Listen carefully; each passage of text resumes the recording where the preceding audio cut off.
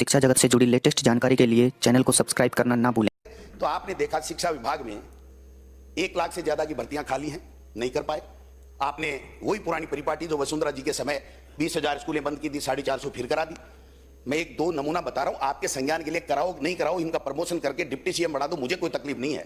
लेकिन एक नमूना बता रहा हूं कि इंग्लिश मीडियम की 3737 स्कूल, 7 लाख से ज्यादा बच्चे फ्री में पढ़ रहे हैं, गरीब का बच्चा। मंत्री जी की तकलीफ हो रही है। आप बताओ, 12 महीने हो गए, आपने उस इंग्लिश मीडियम की स्कूलों में एक भी टीचर दिया क्या? एक भी कमरा दिया क्या? बैठ जाओ, नमूना बता रहा हूं। मुख्यमंत्री जी सुन रहे हैं, हो सके या तो इनका प्रमोशन कर देंगे।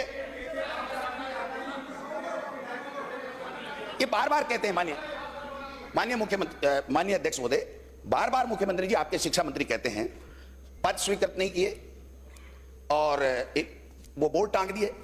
तो भाई साहब, सड़क पे बोर्ड टंगते हैं क्या? स्कूलों के तो टंगेंगे, भवन बने हुए हैं तभी तो टंगेंगे। चाहे आपकी सरकारें रही हो, हमारी सरकारें रही हो, बने। आपने 20,000 बंद किए तो उनको वापस खोल के इंग्लिश मीडियम बढ़ा दिया, तो हमने कोई अन्याय कर दिया क्या? उन बच्चों को 7.25 लाख बच्चे ऐसे ही आगे क्या? आपकी विधानसभा है सांगानेर, उसमें जाकर के देखिए। विद्याधर नगर डिप्टी सीएम की विधानसभा है, उसमें जाकर के देख लीजिए कितने भामाओं साहब ने पैसे दिए, कितने बच्चे पढ़ते हैं, कितने इंग्लिश में बोलते हैं। लेकिन आपकी सरकार ने, आपके शिक्षा मंत्री जी ने क्या किया?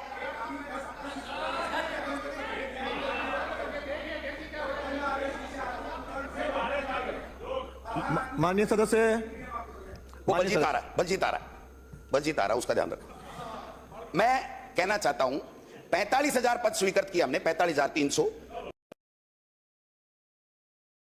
28,018 कार्यरत हैं, अलग से कैडर बनाया, 10,000 इंग्लिश मीडियम के संविदा के ऊपर भर्ती की हमने, जो टीचर हैं, परीक्षा लेकर के 3rd ग्रेड के लगाए थे आपने। आप देखिए, 8 माह बाद बीजेपी सरकार ने 8 माह बाद 28/8/2024 को तो परीक्षा ली।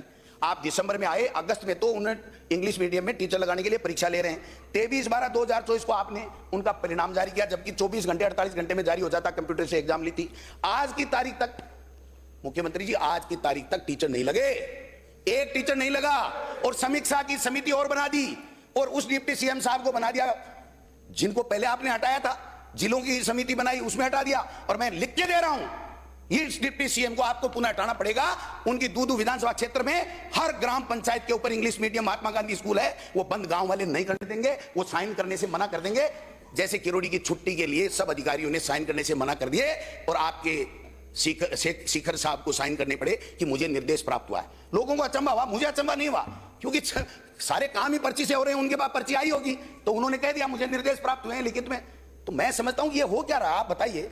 एक मंत्रिमंडल का सदस्य अगर कोई सरकार के खिलाफ की बात कहता है तो वो संयुक्त उत्तरदायित्व होता है, उस सरकार का फैसला।